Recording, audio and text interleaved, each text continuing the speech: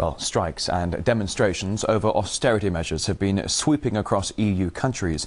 Since the Irish financial crisis last month, there have been growing fears of a spillover effect on other vulnerable European economies, such as Spain and Portugal. And the Spaniards are already tightening their belts, as RT's Tessa Arcilia reports from Madrid.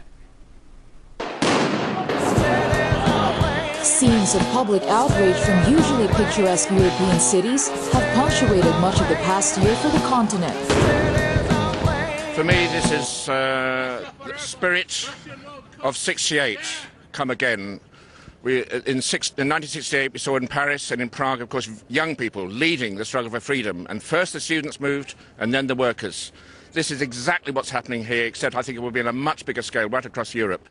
Just last month, European Union nations agreed to give $89.4 billion in bailout loans to Ireland to keep it from going bust. And fingers crossed, to keep the faith in the euro.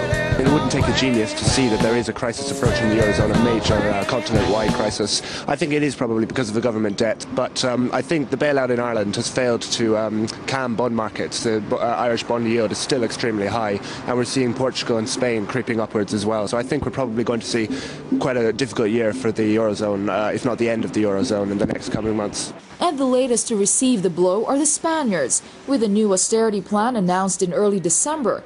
Among the measures, the special subsidy for people whose unemployment benefits have run out will not be renewed starting February.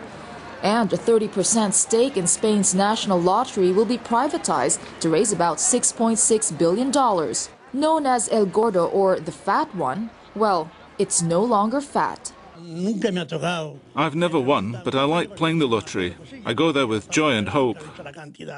Marcelo, a Spanish costume maker, has been buying lottery tickets and watching the draw every 22nd of December for the past 27 years, always hoping, now more than ever, that he'll get the pot of gold. Good luck to everyone. So how real is the possibility that Spain would also need to be bailed out? If consumption continues to retreat, the possibility exists. It could happen. In fact, when it happened to Greece, the Spanish government insisted that Spain was not Greece. When it happened to Ireland, the government continued to insist that Spain is not Ireland. But Ireland also insisted that Ireland was not Greece. By this I mean the domino effect can reach Spain.